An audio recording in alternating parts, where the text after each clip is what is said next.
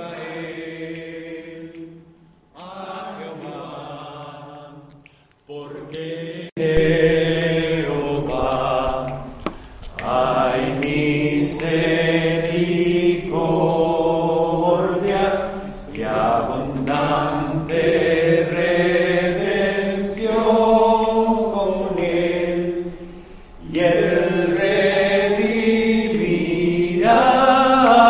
a Israel de todos sus pecados. Parece que la computadora no era, sino, bueno, vamos a ver. Porque si no ya estuviera haciéndolo, ¿verdad? Sí, ya estuviera, es como automático, pero Bueno. no ha querido ver.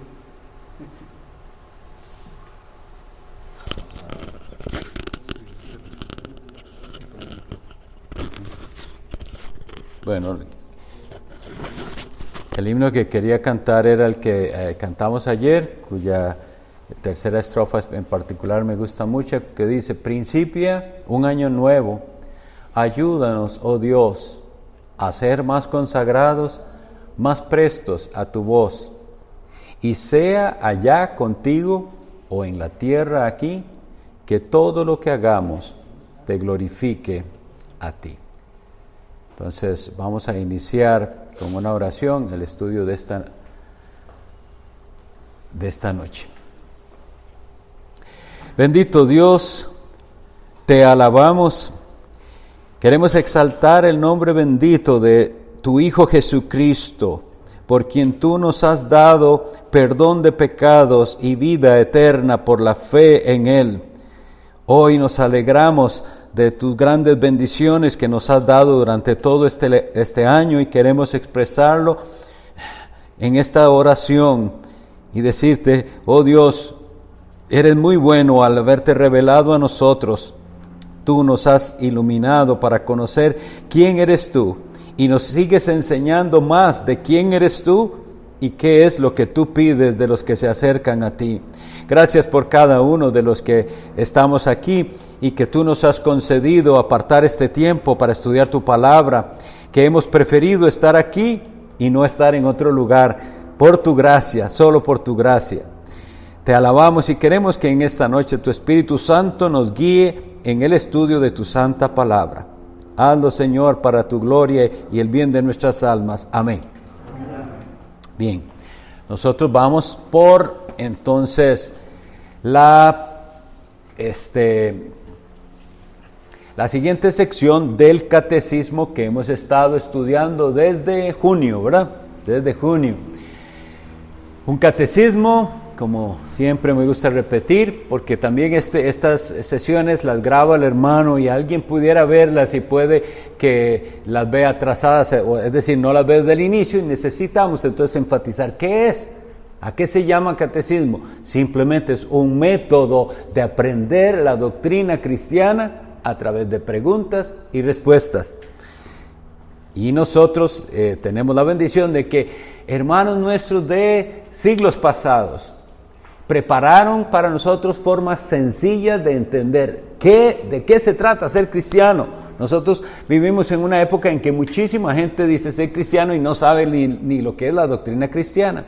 Entonces el catecismo de Heidelberg, primero redactado en 1568 para aquella región de Alemania, fue después adecuado por un pastor inglés que se llamó Hercules Collins, y él le puso catecismo ortodoxo. Es el mismo catecismo, nada más que revisado, y hemos estado aprendiendo vamos por la pregunta 101, son 152 preguntas de la doctrina cristiana.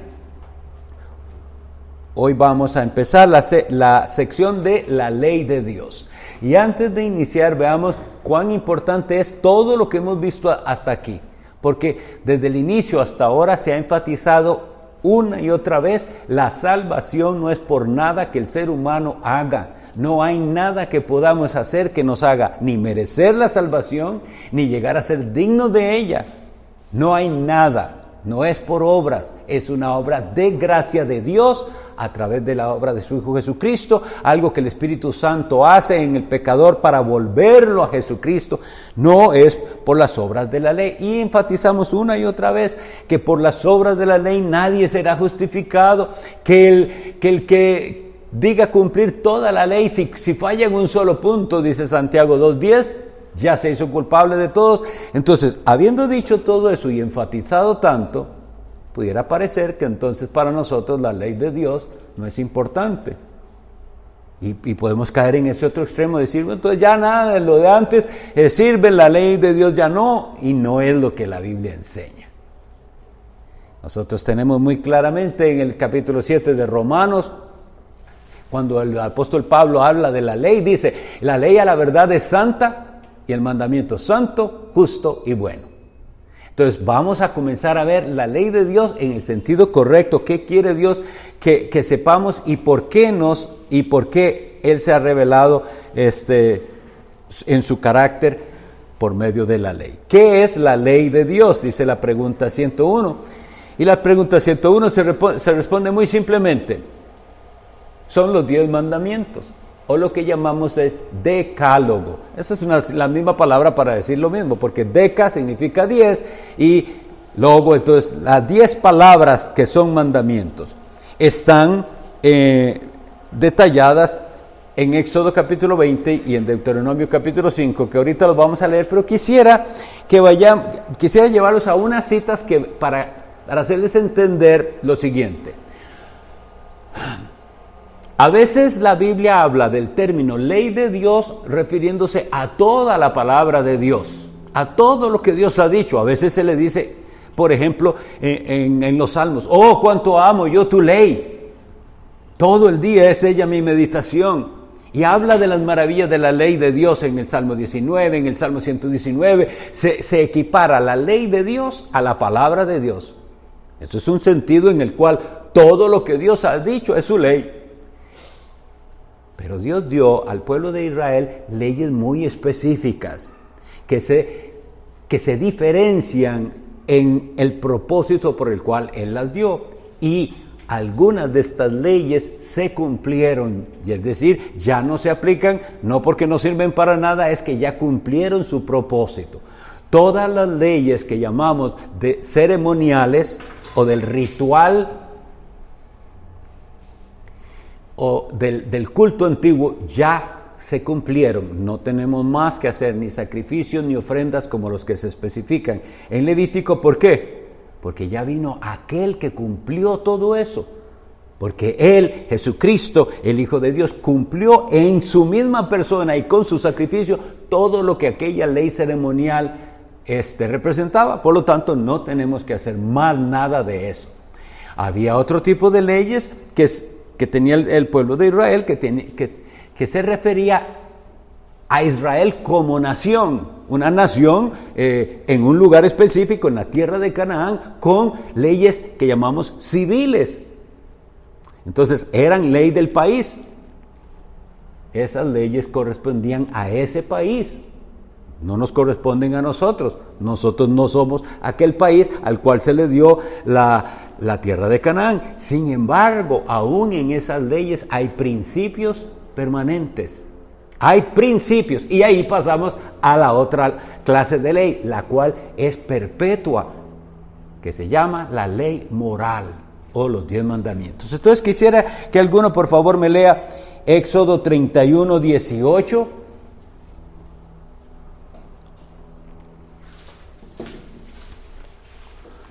El que lo tiene, levanta la mano. Janeiro, fuerte. Éxodo 31, 18. Y dio Moisés, cuando acabó de hablar con él en el monte de Sinaí, 2 tablas del testimonio, tablas de piedra escritas con el dedo de Dios. Oigan, ¿qué caracteriza esto? Hay una diferencia. Dios dio muchísimas leyes a Moisés y Él le habló a Moisés y Moisés las escribió y Moisés las transmitió al pueblo.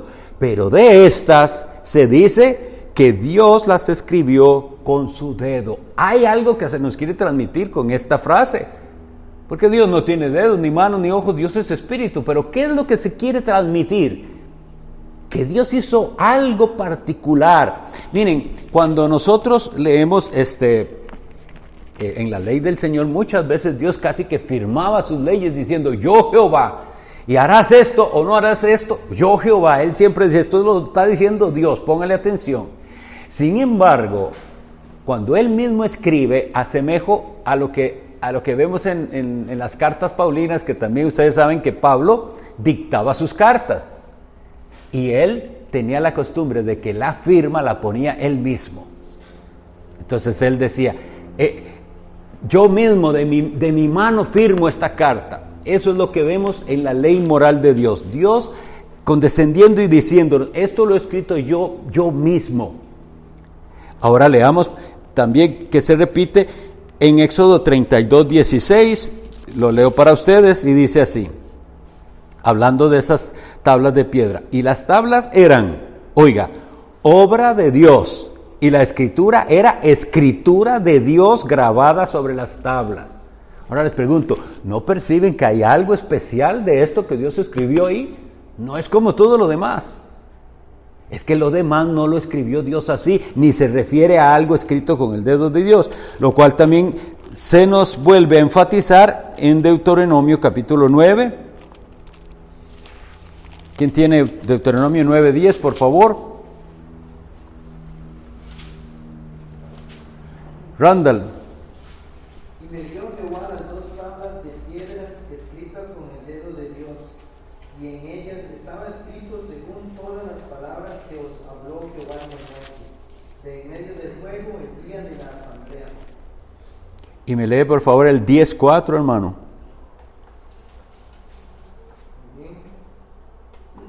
Y escribió en las tablas conforme a la primera escritura los 10 mandamientos que Jehová os había hablado en el monte de en medio del fuego, el día de la asamblea, y me las dio Jehová. Ok, esta es la introducción para que vean. El tema que vamos a estudiar es esencial porque refleja el carácter de Dios. Dios escribió esas leyes con su propio dedo.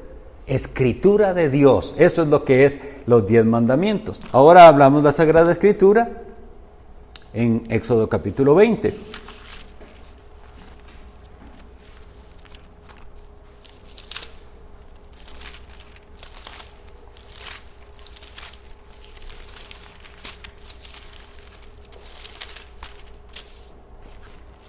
Y habló Dios todas estas palabras diciendo, yo soy Jehová tu Dios, que te saqué de la tierra de Egipto, de casa de servidumbre.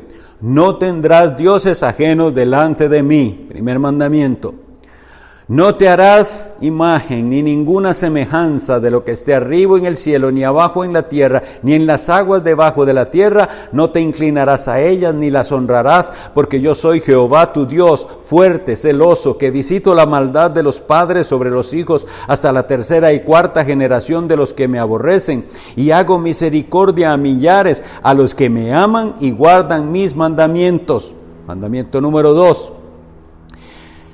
No tomarás el nombre de Jehová tu Dios en vano, porque no dará por inocente Jehová al que tomare su nombre en vano. Ese es el mandamiento 3. Acuérdate del día de reposo para santificarlo. 6 días trabajarás y harás toda tu obra, mas el 7º día es reposo para Jehová tu Dios. No hagas en él obra alguna, tú, ni tu hijo, ni tu hija, ni tu siervo, ni tu criada, ni tu bestia, ni tu extranjero que está dentro de tus puertas, porque en 6 días hizo Jehová los cielos y la tierra, el mar y todas las cosas que en ellos hay, y reposó en el 7º día. Por tanto, Jehová bendijo el día de reposo y lo santificó. Mandamiento 4 es ese. Honra a tu padre y a tu madre para que tus días se alarguen en la tierra que Jehová tu Dios te da. Ese es el 5º mandamiento. No matarás, 6º mandamiento. No cometerás adulterio, 7º mandamiento. No hurtarás, 8º mandamiento. No hablarás contra tu prójimo falso testimonio, es el 9º mandamiento. No codiciarás la casa de tu prójimo, no codiciarás la mujer de tu prójimo, ni su siervo, ni su criada, ni su buey, ni su asno, ni cosa alguna de tu prójimo. Esa, mis estimados, es la ley de Dios. La siguiente pregunta nos dice, ¿cómo están divididos estos mandamientos? La respuesta es, en 2 tablas. La primera dicta en 4 mandamientos cómo debemos comportarnos con Dios. La segunda dicta en 6 mandamientos qué deberes tenemos para con nuestro prójimo. Vamos a ir a la Sagrada Escritura, entonces a leer otra vez la ley de Dios y a compararla con las palabras del Evangelio. Bueno, quisiera que alguien me lea Éxodo 34, 28, por favor. Fabián. Y él estuvo allí con Jehová 40 días y 40 noches. No comió pan ni bebió agua. Y escribió en tablas las palabras del pacto, los 10 mandamientos. Ok, ya tenemos entonces claridad que esas 2 tablas se refiere a esas que Dios escribió y que no son como las demás leyes, son leyes permanentes de Dios. De lo mismo que, hablando de estas tablas, podemos encontrar en Deuteronomio 4:13, Deuteronomio 10, 3 y 4. Y ahora quisiera que veamos lo que el Nuevo Testamento nos dice de la ley de Dios. Mateo 22, 37 al 39. Mateo 22, 37 al 39.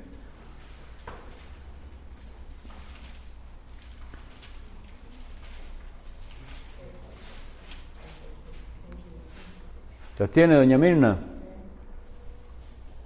Jesús les dijo, amarás al Señor tu Dios con todo tu corazón y con toda tu alma y con toda tu mente. Este es el primero y grande mandamiento. Y el segundo es semejante, amarás a tu prójimo como a ti mismo. Bien, los apóstoles nos enseñaron que la ley realmente es una ley de amor. Y por eso el apóstol nos dice, el que ama ha cumplido la ley. Entonces, ¿de dónde surge esa enseñanza? De Cristo mismo, que nos dice, hay 2 cosas que definen la ley de Dios, o en las que se divide la ley de Dios. La primera, amar a Dios con toda el alma, el corazón, las fuerzas. Y eso lo vemos reflejado en los primeros 4 mandamientos. Nosotros después vamos a estudiar mandamiento por mandamiento para que veamos todo lo que implica, porque el ser humano, el corazón engañoso le lleva a pensar que sí, que está cumpliendo la ley de Dios. Recuerden a los fariseos pensando que ellos cumplían la ley de Dios. Y Jesús les explica todo lo que cada mandamiento implica, porque Él es el dador de la ley, Él da el sentido correcto a la ley. Y solo por dar un ejemplo, recuerden que Él dijo, oísteis que fue dicho no matarás.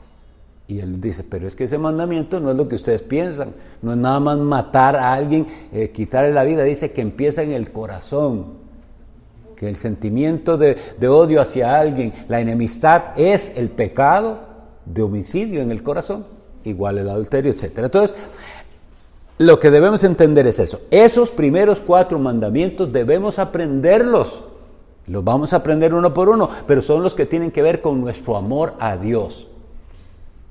Y los siguientes 6, nuestra relación con nuestro prójimo, el amor al prójimo. Y veremos que es exacto. No se puede amar al prójimo y quebrantar alguno de los 6 últimos mandamientos. No se puede decir amar a Dios y quebrantar alguno de los primeros 4. No se puede. La siguiente pregunta muy sencilla. Recuerden que que parte del catecismo, de la intención, es enseñar a niños. Se puede ahora usar para todos, pero esa era. Entonces, la pregunta decía, ¿cuál es el prefacio de los 10 mandamientos? Yo soy Jehová, el Señor tu Dios, que te saqué de la tierra de Egipto, de casa de servidumbre. Adicional a esto, he de decirles, nosotros tenemos que esforzarnos y volver a la práctica antigua de enseñarles a nuestros hijos a memorizar la palabra de Dios. En nuestra iglesia nosotros tenemos que asegurarnos que todos nuestros niños se saben los 10 mandamientos.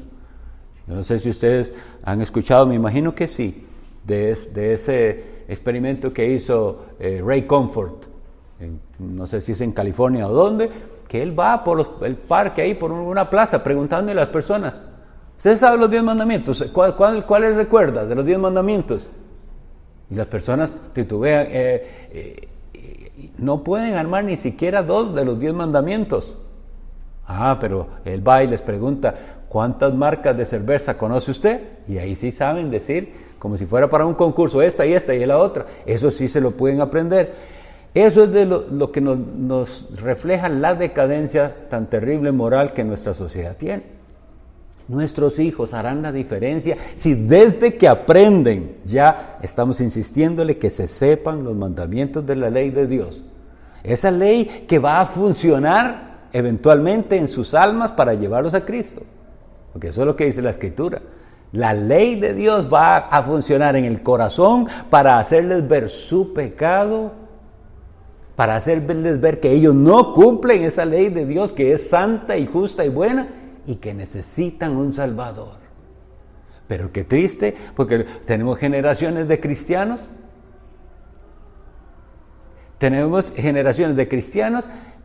que piensan que son buenos, creyeron pensando que ellos eran cristianos porque iban a la iglesia y nunca se les ha confrontado con la ley de Jehová para que supieran cuánto necesitan al Salvador y vinieran al Salvador en arrepentimiento y en fe. Dice la siguiente pregunta, ¿qué aprendemos de este prefacio? 3 cosas. En primer lugar, Dios revela a quién pertenece el derecho a todo gobierno, es decir, a Él mismo. Pues dice, yo soy Jehová. En segundo lugar, dice que Él es el Dios de su pueblo, para atraerlos con la promesa de su munificencia, de tal manera que lo obedezcan. En tercer lugar, Él dice que te saqué de la tierra de Egipto, como si dijera, yo soy aquel que te ha manifestado y te ha concedido todas esas bendiciones, por lo cual estás obligado a mostrarme gratitud y obediencia. Aunque no quisiera entrar en un estudio muy largo de ese nombre, Jehová, y las posiciones que algunos tienen, está directamente relacionado al ser de Dios eterno. Por eso se dice de Dios el que era y el que es y el que ha de venir. Se dice de Cristo lo mismo que se dice de Jehová. Ahí en ese nombre está contenido su eternidad. Entonces, Él como ser eterno, creador y dueño de todo, tiene derecho de exigir de sus criaturas, pero en particular de aquellos a los cuales Él ha llamado para ser de Él. Yo soy Jehová, tu Dios. Estábamos conversando en la iglesia, unos hermanos. Qué triste que las personas piensan que lo único que se necesita es creer en Dios. Y cuando salimos a evangelizar, algunos les dicen a los hermanos, a los que salimos, no, yo creo en Dios. A mí me enseñaron a creer en Dios, o incluso les decía yo a algunos que dicen, no, yo creo mucho en Dios. Como si creer en Dios fuera lo que les garantiza ser hijos de Dios o salvarse. Creen en Dios, pero realmente ellos no pueden decir, Él es mi Dios, si no viven bajo el gobierno divino. En cambio, el pueblo del Señor puede identificarse plenamente con lo que Israel vivió. ¿Qué hizo Dios con aquel pueblo que por 430 años vivió en Egipto y que gran parte de esos años vivió oprimido, esclavizado? ¿Cuál es nuestra posición al ver eso? Nosotros nos vemos a nosotros mismos ahí y nosotros podemos decir, eso es para mí también, porque yo también estuve en Egipto bajo el faraón, entendiendo lo que es Egipto. Es ese símbolo del mundo y entendiendo lo que es faraón. Es ese tipo de Satanás y del pecado que una vez nos esclavizó y no nos soltaba. Pero vino el Hijo de Dios, el verdadero Moisés, y rescata al pueblo de Dios de aquella esclavitud, como dice la Sagrada Escritura, con mano poderosa y brazo extendido. Entonces, si usted ha experimentado eso también, y si usted puede decir, a mí también Él me rescató y me libertó de la esclavitud de Egipto, entonces para usted también es, yo soy Jehová tu Dios, que te saqué de la tierra de Egipto, y por lo tanto, usted ahora se debe a aquel que lo rescató, porque todo eso tiene una enseñanza espiritual. Es muy triste de veras que tantos, no sé qué tantos, pero sí sé que hay gente que lee la Biblia, pero la leen sin provecho personal, porque la leen como una historia. Sí, esto fue lo que le sucedió a Israel, y pasó tal, pero no hay una conexión entre lo que leen y su propia vida. No hay esa conexión. Entonces, leen la Biblia, leen de Moisés, leen del pueblo de Israel, leen de David, etcétera, pero son solo datos y datos históricos. No hay una conexión entre lo que leen y ellos. Por eso este catecismo es tan bueno, porque está hecho así en primera persona. Cada uno de nosotros debe poder responder a las preguntas. Por eso se hacen preguntas directas. Nosotros debemos poder comprender, responderlas. La siguiente pregunta dice así: ¿tienen que ver con nosotros estas tres cosas, esas que recién dijimos? Y dice sí, porque abarcan e implican todas las liberaciones de la iglesia de manera figurada. Además, esto también fue un tipo de nuestra maravillosa liberación lograda por Cristo. Entonces, quisiera llevarlos un momentito a la primera carta del apóstol Pablo a los Corintios, capítulo 10.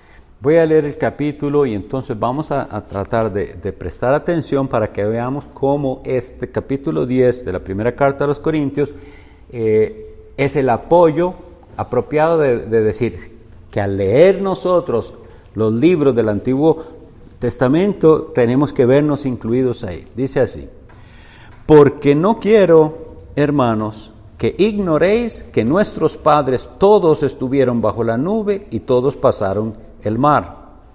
Eso fue lo que sucedió a aquel pueblo antiguo de Israel. Dice, y todos en Moisés fueron bautizados en la nube y en el mar. Y todos comieron el mismo alimento espiritual.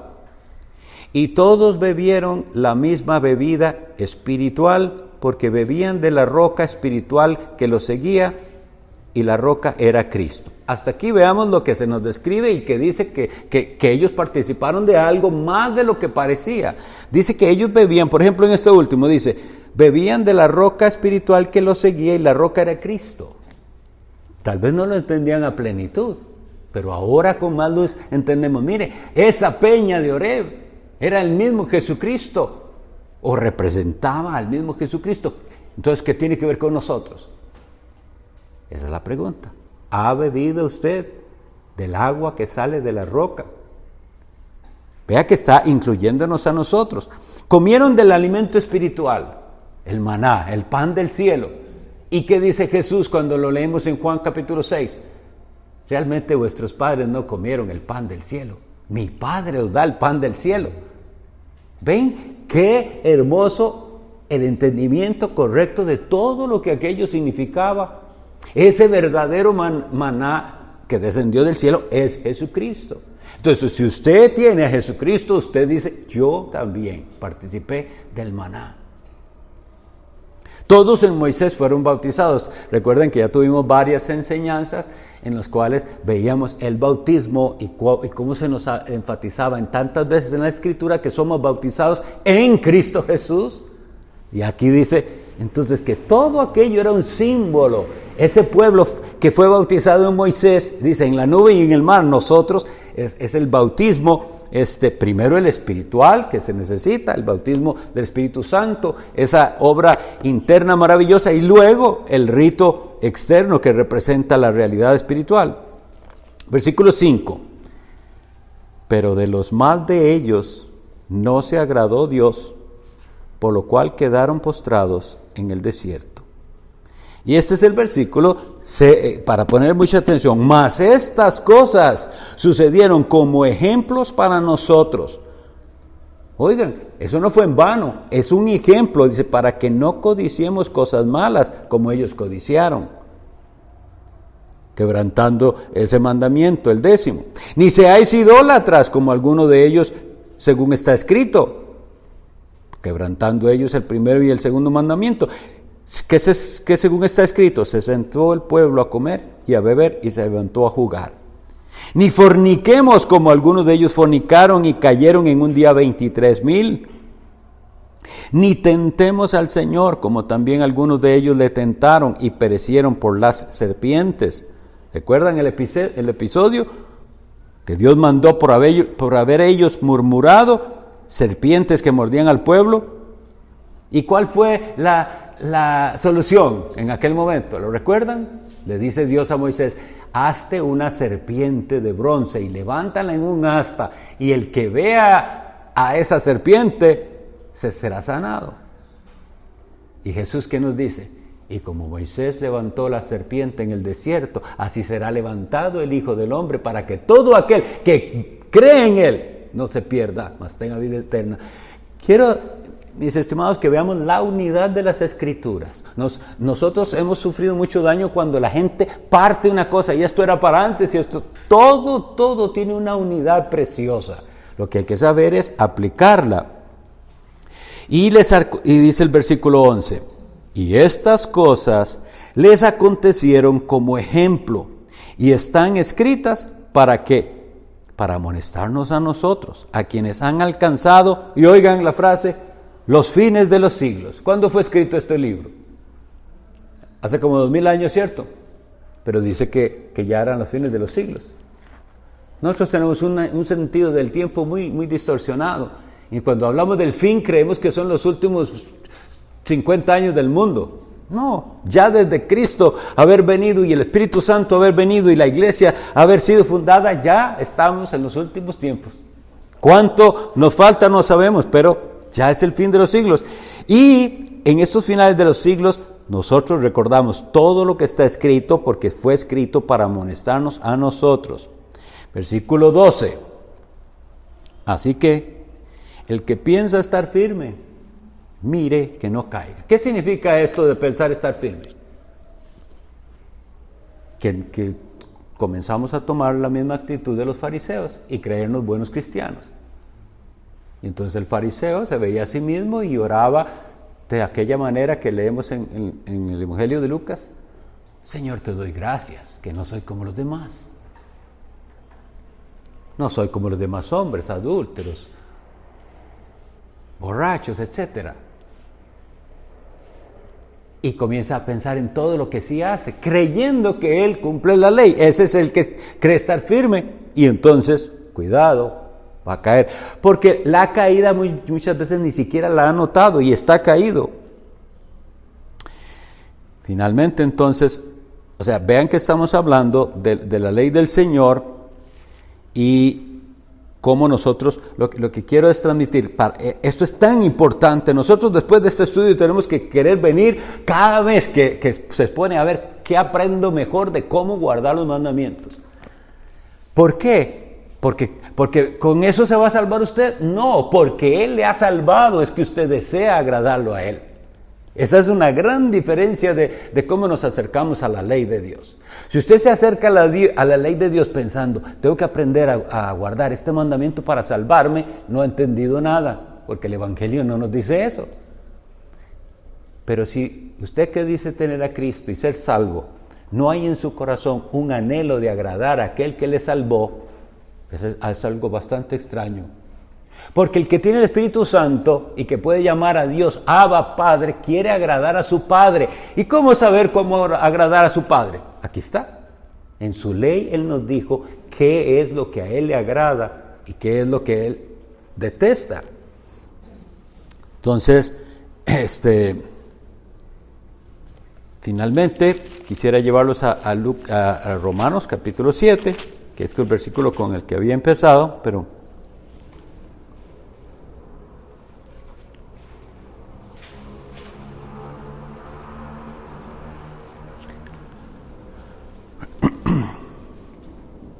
es como la afirmación de la necesidad que tenemos de estudiar la ley de Dios, pero en el sentido correcto.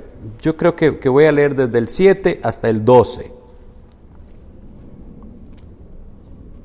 ¿Qué diremos pues? ¿La ley es pecado? En ninguna manera. Pero yo no conocí el pecado, sino por la ley. Porque tampoco conociera la codicia si la ley no dijera, no codiciarás. Mas el pecado, tomando ocasión por el mandamiento, produjo en mí toda codicia, porque sin la ley el pecado está muerto. Y yo sin ley vivía en un tiempo, pero venido el mandamiento, el pecado revivió y yo morí. Y hallé que el mismo mandamiento que era para vida, a mí me resultó para muerte. Porque el pecado, tomando ocasión por el mandamiento, me engañó y por él me mató. De manera que la ley a la verdad es santa, y el mandamiento santo, justo y bueno. Luego, lo que es bueno vino a ser muerte para mí, en ninguna manera, sino que el pecado, para mostrarse pecado, produjo en mí la muerte por medio de lo que es bueno, a fin de que por el mandamiento el pecado llegase a ser sobremanera pecaminoso. Porque sabemos que la ley es espiritual, mas yo soy carnal, vendido al pecado. Y esta parte nos hace recordar aquellas sesiones donde veíamos la redención. ¿Qué dice ahí? Vendido al pecado. ¿Pero qué hubo para nosotros? Redención. Hubo quien paga un precio y nos rescata. Entonces, nosotros ahora nos acercamos a la ley de Dios sabiendo esto, que la ley es santa, el mandamiento santo, justo y bueno, y que refleja el carácter de Dios. Entonces, no vamos a estudiar mandamiento por mandamiento pensando que cumpliéndolo nos salvamos. Todo lo contrario, pensando, Cristo Jesús, mi Señor y mi Salvador, cumplió esta ley perfectamente para que yo fuera aceptado delante de Dios como si yo la hubiera cumplido perfectamente. Esa es la doctrina que vimos de la sustitución, ¿verdad? Él lleva mis pecados completamente y Él me da a mí la justicia que solo Él tiene, porque la justicia es cumplir la ley de Dios. Y entonces, ¿qué surge? Ahora, ¿cómo nos acercamos? Nosotros vamos a venir, entonces vamos a ver mandamiento por mandamiento y vamos a ver qué lejos estamos nosotros de cumplir esa ley. ¿Y cuál va a ser nuestra reacción? ¿Nos vamos tranquilos porque ya Cristo cumplió su ley para nosotros? No, nosotros deseamos aprender a cumplir su ley para agradarlo a Él, porque es nuestra respuesta de gratitud. Si entendemos esto, vamos entonces a pasar por los salmos, donde hablan de la belleza de la ley de Dios, de la maravilla de la ley de Dios, y decir para nosotros también es una belleza aprender a agradarle a Él. Mandamiento por mandamiento vamos a ir. Y esa ley, claro que sí, nos va a hacer ver nuestro pecado. Y usted que se creía que no es idólatra y vea el mandamiento y entienda todo lo que significa, va a salir pensando, soy un idólatra. Pero cada vez que la ley hace eso en nosotros, nos lleva al Salvador Jesucristo, el que perdona nuestras idolatrías, el que a pesar de eso derramó su sangre por nosotros, y así cosa por cosa. ¿Usted cree que no es codicioso? Vamos a ver si no lo es. Y así, mandamiento por mandamiento, nos va a ayudar. Y si usted no tiene a Jesucristo, le va a guiar al Salvador, porque solo Él puede pagar por sus pecados. Pero si usted tiene a Jesucristo, le va a llevar a agradarlo a Él más, cada vez más. Dios bendiga entonces nuestro estudio bíblico. Damos muchas gracias a Dios que nos has concedido todo este tiempo estudiando juntos, y de hoy en 8 nos vemos iniciando entonces mandamiento por mandamiento. Ahí vamos a ver hasta dónde vamos avanzando. Me dijo doña Mirna que tiene algo preparado. Bueno, lo vemos ahí. Entonces vamos a orar de una vez por esto también. Oremos. Bendito Dios, hoy te alabamos dándote gracias que nos concediste estar aquí un jueves más. Y tú eres tan maravilloso y tan misericordioso que has provisto hoy para nosotros una manera de despedir este año juntos, compartiendo algo juntos. Gracias por la hermana Mirna y por su corazón que comparte lo que tú le das. Bendice los alimentos que vamos a tomar. Guía nuestras conversaciones para que todas sean para tu gloria y de edificación mutua. Y concédenos este nuevo año ver más personas viniendo aquí. Confiamos, Señor, que tú eres un Dios que hace maravillas. Y queremos ver muchas ovejas que andan extraviadas, que tú las traigas al redil. En el nombre de Jesús. Amén.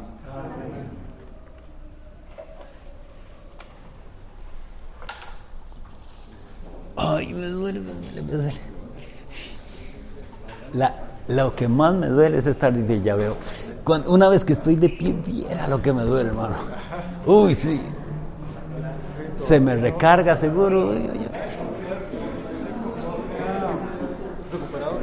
No, ayer me hicieron un masaje, el esposo de Wendy, pero él es tan